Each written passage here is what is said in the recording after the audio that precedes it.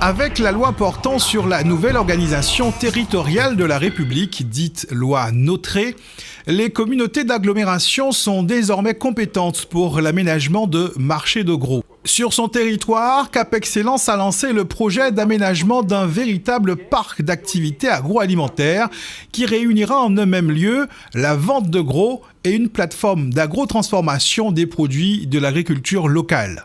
Mais dans le cadre de la loi NOTRe, une nouvelle organisation territoriale de la République, Cap Excellence, aux côtés de la région, a des compétences éminentes en matière de développement économique, notamment le problème d'aménagement de marchés de gros, avec l'agrotransformation, la vente, la valorisation des produits agricoles, la transformation, créant de la valeur ajoutée, des emplois évidemment.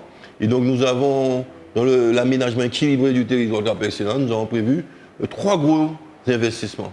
Un caractère culturel, le centre des arts, plus de 30 millions, 33 millions, à Pointe-à-Pitre, le centre naval, technologique, quotient, maritime, nautique, avec les métiers de la mer variés sur BMAO, et le marché de gros, une sorte de mini-Rungis, sur les abîmes, notamment à Perrin, dans le cadre de la liaison port-aéroport, placée de façon tout à fait stratégique, qui nous ouvre également à l'international, comme le quotient également, et le centre des arts d'ailleurs.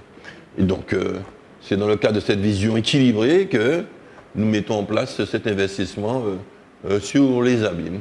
La localisation du parc agroalimentaire a été étudiée lors de l'élaboration du PASEC, le plan d'action stratégique économique de Cap Excellence en 2016. C'est le quartier de Perrin, en pleine mutation, qui a été choisi comme lieu d'implantation de ce parc agroalimentaire. Cap Excellence a fait l'acquisition d'une parcelle située à proximité de l'aéroport et de la liaison routière directe port-aéroport.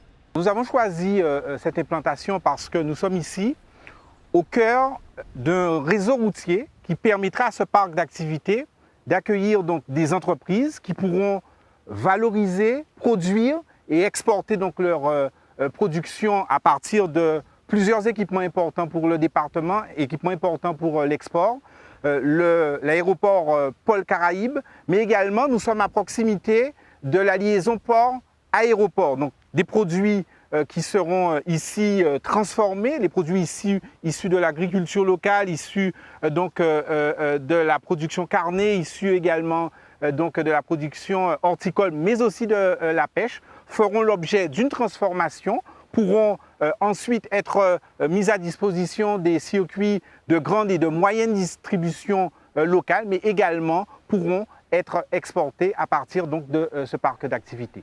Le parc d'activités agroalimentaires voulu par Cap Excellence doit permettre que les agriculteurs puissent vivre décemment de leur métier.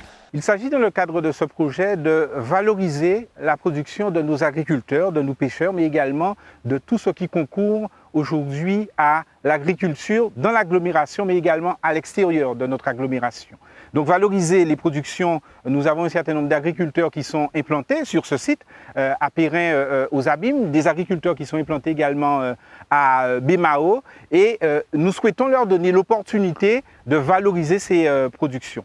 Il ne s'agit pas simplement de mettre en place un marché alimentaire de gros, mais il s'agit de permettre à des entreprises qui veulent proposer des produits innovants en matière d'alimentation, en matière d'agrotransformation, d'avoir dans ce cadre privilégié à proximité du port, de l'aéroport et d'un réseau routier dense, d'avoir donc un foncier disponible et un foncier qui va leur permettre donc de valoriser leur production.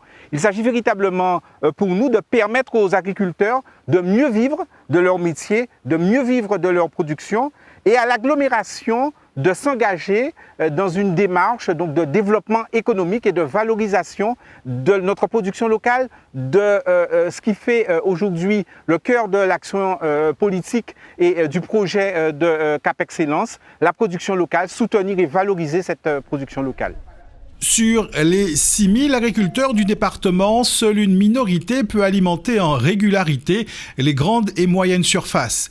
Et même en ayant accès à ce marché, ils doivent faire face à des difficultés d'organisation pour alimenter leurs clients. Victor Nanette est producteur sur le GFA de l'Espérance à Morne-à-l'Eau. Sur ses 14 hectares, l'agriculteur fait de l'élevage, cultive de la canne et des produits maraîchers. L'implantation d'un marché de gros est une première réponse qui peut lui être apportée. L'intérêt pour nous, c'est actuellement nous commercialisons par intermédiaire de GMS et c'est compliqué dans la mesure où les clients sont très dispersés géographiquement. Donc ça demande beaucoup de va-et-vient et des fois, un client éloigné, il y avait une petite quantité, on est obligé d'aller le porter pour ne pas perdre le client. Donc ça génère un coût de transport disproportionné par rapport à la quantité de marchandises. Et je pense qu'il en est de même pour le client aussi. Donc au moment où on parle de bilan carbone, tout ça, donc si on peut, dans le même lieu, rencontrer tous les clients et donc éviter ce déplacement à droite à gauche. Et ça fait une économie de temps, de carburant et tout pour tout le monde, quoi. Le marché de gros imposera aux agriculteurs des contraintes en termes de traçabilité et de respect de la réglementation, mais c'est un défi qu'ils sont prêts à relever. Du moins qu'on peut jouer à travers les organismes producteurs où on met en place des programmations de culture. Avec un ensemble d'agriculteurs, si on s'organise pour se programmer, pour qu'il y ait une continuité dans la régularité, ça devrait le faire. Le projet, porté par Cap Excellence, se veut complémentaire des autres marchés de gros qui seront construits en Guadeloupe. Mais sa spécificité repose sur sa dynamique d'innovation et d'ouverture à l'international. Il s'agit réellement d'un parc d'activités agroalimentaires. Ce parc intégrera une plateforme de transformation alimentaire qui permettra d'accueillir donc des entreprises en lien avec l'innovation sur cette thématique. Alors les produits seront valorisés, ils seront transformés et ils seront adaptés à nos modes de consommation actuels, c'est-à-dire des surgelés, des conserves. L'objectif pour nous est de pouvoir alimenter les centrales d'achat, comme les cuisines centrales des écoles, mais également de vouer une partie de la production vers de l'exportation à l'échelle caribéenne, voire internationale. Les unités centrales de production en charge de la restauration scolaire et collective sur les 3 communes du territoire communautaire sont donc appelées à devenir utilisatrices des services de cette plateforme. Dans celle des Abîmes, pouvant confectionner jusqu'à 4500 plats chaque jour, la plateforme de transformation alimentaire permettrait de disposer de produits locaux prêts à l'emploi toute l'année. Nous avons déjà des produits locaux dans nos menus et nous proposons des produits locaux à nos enfants, à nos actionnaires. Avoir une possibilité d'en avoir en continu durant toute l'année avec la qualité que nous souhaitons, surtout au niveau de la présentation, puisque vous savez que nous pouvons produire jusqu'à 4500 repas. Il n'est pas question pour nous d'acheter de l'igname à préparer, donc déjà transformé, ça nous convient parfaitement. Durant l'année, près de 4 tonnes de racines locales passent dans cette cuisine centrale. Ça permettrait surtout une diversification de nos recettes, de pouvoir avoir par exemple des produits terreux du terroir découpés en lamelles ou en pommes chips par exemple, ou en pommes frites par exemple pour la patate douce qui est très appréciée des rationnaires. Donc ce serait un bon moyen pour nous, je dirais, de révolutionner un peu l'utilisation des produits locaux. Il y a eu quand même une nette amélioration depuis ces années, puisqu'on a l'opportunité d'avoir des produits locaux déjà préparés, déjà épluchés, sous vide, par exemple. Donc, en termes de fabrication, c'est déjà un gain en termes de durée, d'accord, de fabrication.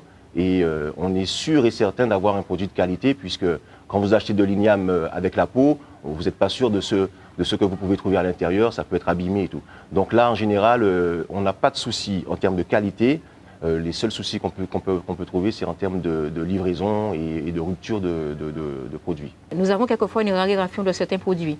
Nous avons quelquefois au menu de l'igname et le jour de la livraison, on nous dit qu'ils n'ont pas pu préparer l'intégralité pour nous puisque nous avons une très grande consommation.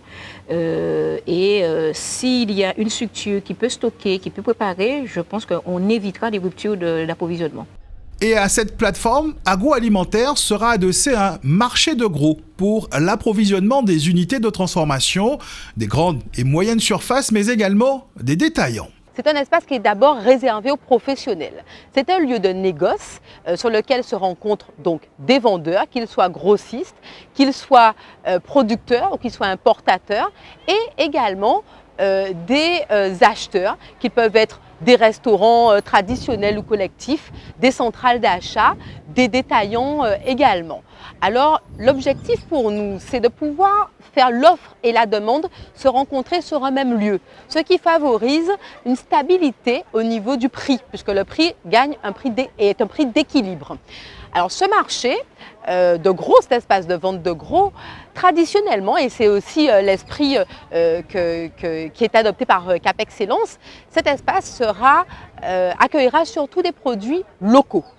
Mais on pourra aussi y trouver des produits importés, puisque l'objectif, c'est d'importer des produits sur lesquels les pays exportateurs ont un avantage comparatif au niveau du prix. Aujourd'hui, nous avons donc lancé les premières études de faisabilité, les études de marché également, pour savoir quelles sont les entreprises qui aujourd'hui sont intéressées par une implantation sur ce site. Nous avons également engagé des études pour harmoniser notre projet avec d'autres projets qui sont développés dans notre agglomération, mais des projets également développés sur d'autres territoires de la Guadeloupe. Un comité de pilotage a été mis en place, va rassembler donc tous ces acteurs institutionnels, les chambres consulaires, la chambre d'agriculture, la chambre de commerce, mais également la chambre de métier, avec également des restaurateurs, avec également des acteurs donc de la filière de la grande distribution. Et c'est cette équipe projet qui va définir la vocation économique et les activités privilégiées qui seront donc accueillies sur ce site.